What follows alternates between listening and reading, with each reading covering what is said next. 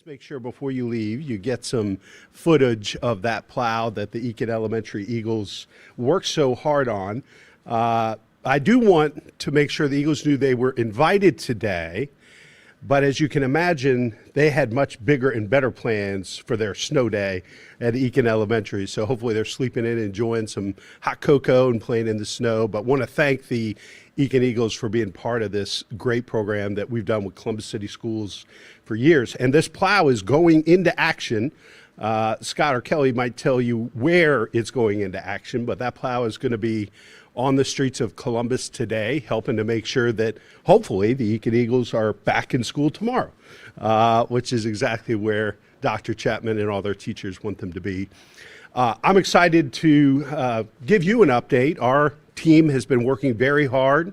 We're big believers in continuous improvement. So after every major weather event, we don't wait until the next year. We start taking stock of what's worked and what enhancements and changes we need to make sure that roadways are safe and passable, obviously focusing on our top priorities around hospitals, senior centers, schools, major employment centers, and then using different strategies, working with our suburban neighbors, obviously ODOT on the freeways, but suburban neighbors and even small businesses and contractors to help us get into residential areas faster than we ever have before. So I'll leave a lot of the details to Director Scacco and our Chief Snow Warrior, Scott Torville. And obviously thrilled to have Councilmember Barosa de Padilla. She's been an incredible advocate for us on the capital budget and the operating budget side to make sure we have the resources we need, not just for snow warriors, but for equipment. We were down quite a bit before the pandemic, and coming out of the pandemic, we made some big investments in equipment over the last couple of years that are helping us better serve the people of Columbus. So with that, I'll turn things over to our Director of Public Service, Kelly Scacco. Well, thank you very much, Mayor. And yes, we are very disappointed not to be at Eakin Elementary School this morning because those kids really did work hard on that plow out there. The Department of Public Service is humming this morning, tackling the first major snowfall of the season. For several days, our Snow Warriors team was monitoring weather forecasts and making sure our snow plows and drivers and other winter weather equipment were ready to roll when the predicted snow arrived overnight. On Sunday night, crews began pre-treating the city's main arterial roadways to make sure that they were less susceptible to snow and ice bonding to the pavement. When the task was completed, the trucks were prepped for plowing and salting, and once the snow started to accumulate. The Snow Warriors will be working 24/7 in 12-hour shifts to plow approximately 4,600 lane miles on city streets. We are making great progress on the main arterial roadways and will pivot more resources to the collector streets that connect to our residential neighborhoods. With the snowfall ending, we will be able to accomplish significant plowing for safe and passable roadways.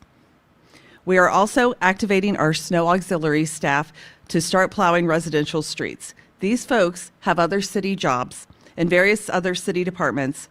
When their regular job ends, they hop into a city pickup truck outfitted with a plow to service our neighborhood streets. About 100 city staff have been trained to plow cities or city streets when their schedule allows. Our outposts have plenty of salt on hand, approximately 30,000 tons.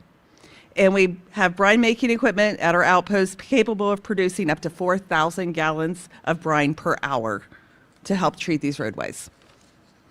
In addition, Public Service partners with private contractors to assist with plowing as needed during winter storms, and we collaborate with our neighboring communities to more efficiently plow roadways in each other's jurisdictions.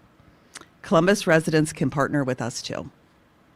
As Mayor Ginther stressed, don't crowd the plow. When our Snow Warriors are operating big and heavy plow trucks, they need plenty of space to maneuver and safely do their job. Appropriate driving for winter conditions also helps keep everyone safe. That includes driving at a slower, safer speed when roadways are slick and snow covered. And we can all pitch in and help our neighbors by shoveling sidewalks, especially for those neighbors who can't do it for themselves. Cleared sidewalks make it safer for neighborhood children to walk to school or to the bus stop, and for mail carriers and other delivery folks to safely do their jobs too. Mayor Ginther, thank you so much for joining us today. The Snow Warriors will keep working to achieve safe and passable roadways, and we are ready for whatever Mother Nature, throws at us. I am very happy this morning to introduce or bring up Councilmember Brosa de Padilla, who is our council chair. And the shortest, clearly, in this lineup. So happy snow day, Columbus. I know that for some of us, we do not pull on the same joy that our kids have about having a day off, but I am going to ask for folks to pull on a little bit of grace today. So I want to first thank all of our snow warriors. While we were enjoying Thanksgiving with our friends and families, they were out actually pre-treating our streets to ensure that today the arterial streets, the main streets that you see, are as clear as they were this morning for folks to get to school or work or wherever they may go safely today. So I want to make sure that folks remember that our snow warriors are our neighbors. They are our friends, and that this holiday weekend, as many often do, looks a little bit different for them. I also want to pull on that safety message that both the director and the mayor shared this morning. So clearing our sidewalks is the responsibility of each of us. So ensuring that if you have neighbors that have different abilities, are a little bit older, or even just a neighbor that might not have a shovel, make sure that you're clearing the way for them, especially as we go into tomorrow when things will open back up. And so making sure that sidewalks are clear, making sure that you're checking in on folks who may be outside. Today also, some of our warming centers are open, so folks if you're wondering where folks may need to go, we have places for them that we're taking care of the folks who are most vulnerable in our community. But I also want to ensure, as always, when you're on the streets today, even though the streets are a little clearer, make sure that you are driving safely. Make sure that you give yourself a little bit more time to get to wherever you're going. Make sure you clear off your car, even the snow on the top, because that blows off and it makes it hard for the cars behind you to see. And then lastly, don't crowd the plow. That's incredibly important. I think we get a little impatient when we're driving. We want to go around that plow. They can't see you. And so making sure that you're keeping safety at top of mind, that's also how you can care for your neighbors and your friends during this time. So this is hopefully the worst snow that we'll see this season. We can't guarantee that it is, but all of the safety tips and all of the things that we're talking about today is just good reminders for the rest of the season to give yourself a little bit more time. Remember to clear the sidewalks, don't crowd the plow, and remember to be a good neighbor and check on the people that you love and care about who surround us and make up our community and make our community great. And with that, actually, did you get a change in title, Chief Snow Warrior? I like it. Scott Torvell, come on up. This is like Scott's Christmas. Right. Thank you, Councilmember. I am a fan of snow. Director Scacco will make fun of me that I get super excited when it's going to snow. I kind of secretly like it. As mentioned, we are continuing to address our Priority 1 roadways. Those are the major arterial roadways that carry the bulk of the traffic. That totals over 1,500 lane miles. So just that portion of the roadways is over 1,500 lane miles. As we finish service on those and get those roadways in good condition, we will transition into our Priority 2, Priority 3 neighborhood streets this afternoon and into this evening. As has also previously been mentioned, we are reaching out to our partners in other departments, our building and zoning friends, code enforcement, Rec and Parks, Columbus, Water and Power now. We are reaching out to all of our friends in those groups, and they are starting to send us some of those auxiliary staff members as they break free from their normal regular day jobs or when they finish up this afternoon. We anticipate a number of those folks coming to help really increase our level of service in those Priority 2, Priority 3 neighborhood streets. And I do really need to hammer on that safety message, as all of the prior speakers have mentioned. In fact, just prior to this press conference, we did have one of our plow trucks struck by a vehicle. Fortunately, it sounds like everyone's going to be okay. The plow truck's unharmed and actually back in service. But again, it only takes one little mistake to seriously have some major impacts on health and property. So really want to just reiterate those messages. Please continue to give yourselves extra stopping distance, extra time. At the time of the press conference, I don't know when you guys are playing this, but at present time, we are still under a level 1 snow emergency. So please, again, continue to drive with caution here in Franklin County. And I think that really kind of concludes what I had. I don't know, Randy, are we turning it over for? You guys got any questions regarding snow and stuff? If not, I'll stick around. You can ask me anything in the world you want, but any questions about? I wanted to ask Scott, TPS, how many plows are out there right now? So this is considered a full call out for us. So we have about 50 plows at present. That number obviously fluctuates throughout the day. Most of our staff are on the same rotating 12-hour schedules, but we have a handful on alternate schedules. And again, as those auxiliary staff members come in, or as those auxiliary staff members have to leave to return to their normal day jobs, that number will fluctuate. I was just going to see if you could talk more about your work in this and those investments. Let me help you there. Thank you. Really, I want to credit the department. I mean, the department knows best what they need. The department knows best how we are fully stocked for whatever may come. I mean, obviously, the mayor alluded to this early on. We're looking at one snow event to the next snow event the following year, and we don't know what those weather patterns are going to look like, right? We have data that best informs the decisions that we need to make, but advocating to ensure that we have safety is always something that, as the chair of this committee, I'm going to put forward, right? And again, I think as you look at the department, we have folks who this is what they live and die on. You see the traffic management system that we have behind us. That helps to ensure that our roadways are safe. I mean, I think what's most important and a reminder for folks is that first we're going to go to those main arterials, and that's what we treat.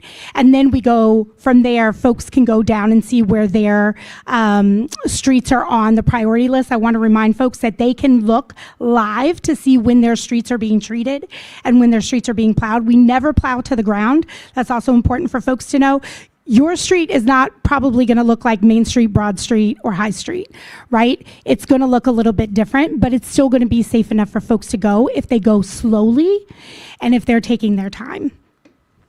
One thing, council members being a little modest, she's been an incredible advocate, and as you guys know, mayors can propose whatever they want, directors and administration can propose, but without the resources that council provides. I think this is the first time we're fully staffed since the pandemic with respect to drivers. You guys might also want to talk about some of the new equipment that we're able to deploy today that we haven't been in previous years because of capital budget investments.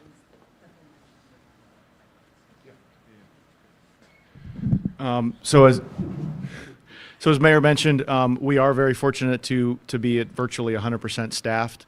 Our equipment is in generally okay shape.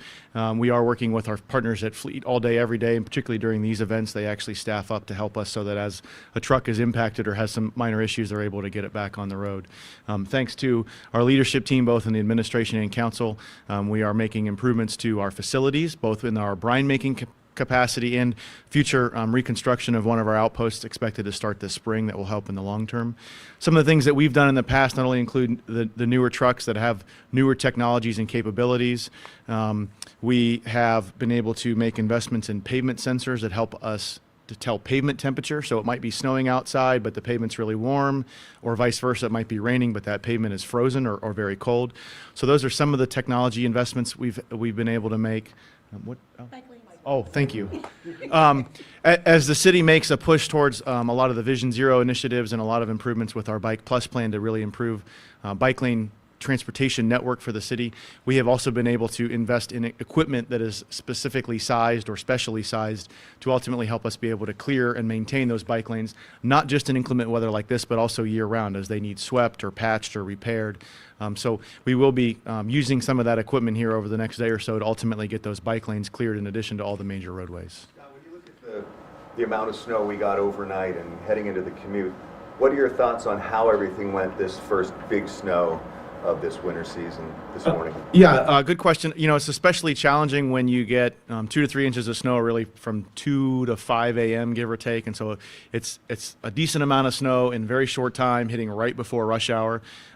So, you know, all things considered, we did pretty good with the timing and the amount of snow. We knew going into this that rush hour was going to be chaotic, and it was. And as you can see here, it's only been 3 or 4 hours since the snow stopped, and as you can see behind me on the cameras, most of the arterial roadways are virtually back to normal. We're finishing up the last little bit and really kind of getting the rest of the arterials opened up. So for us to go in 4 to 6 hours after that snow ended to the fact that we're pretty much back to normal, I think that's pretty good. And you were talking about the timing for getting into the neighborhoods on the priority 2 and 3. What are you looking at timing-wise on that? I don't want to make any exact commitments, but again, as we finish up these arterial roadways here late this morning into the early afternoon, we will start to shift staff slowly but surely into those neighborhood areas. And I would anticipate by this evening we are largely complete with most or all of the arterials, excuse me, all the priority ones. And then the focus really for this evening and overnight does become those priority 2, priority 3 streets. Let's talk about how you go about going overnight with possible refreeze. Yeah, so again, we have those pavement sensors. We have, we're watching the weather at all times. All the trucks that are out, they're reporting conditions. And so as temperatures do drop any areas that are wet, we will be patrolling those areas. And again, that is something that may slightly delay our ability to get into neighborhoods is if we are getting refreeze on the priority 1 roadways, they're the priority 1. So we will be continuing to monitor and patrol for that, not only as the day goes on, but after the sun sets and we get into those colder temps overnight. Mayor, can I ask you also just what do you think about how everything went today?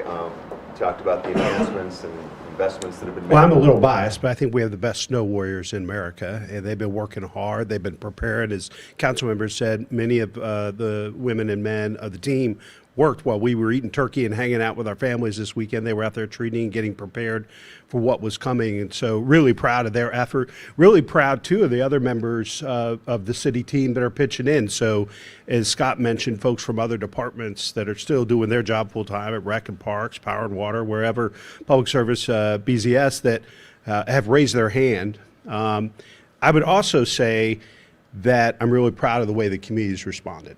And we're all part of Team Columbus now. So getting out there, making sure you're, as the council member said, shoveling your sidewalk. You know, we still have letter carriers. We have delivery drivers. We have folks who make this community go out there working today. They do not have a snow day. And I think we owe it to them to make sure we do our part to make sure they have safe passage, as well as those kiddos that aren't in school today. You know, if we don't shovel our sidewalks, they're going to be walking in the street.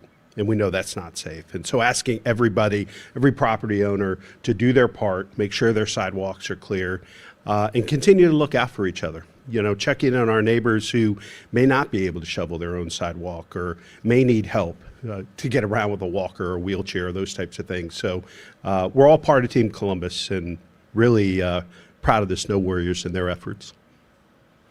You mentioned we're at virtually 100% staffed. How many staff is that? So the street maintenance group includes not only equipment operators, but then appropriate supervisor management staff. On the operator perspective, we have approximately 130 equipment operators and then about a dozen or so laborers and gardener staff. And again, we are virtually fully staffed in those areas. Were we understaffed like a couple years ago?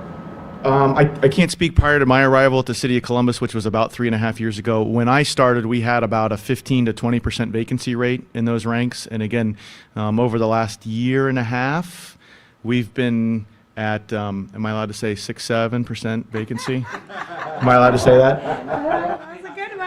I have a child at home who needs to go to school tomorrow too, so. Can I say that? There's some people who are like 6, 7. What's that mean? Somewhere your kids' eyes are rolling. And his bosses.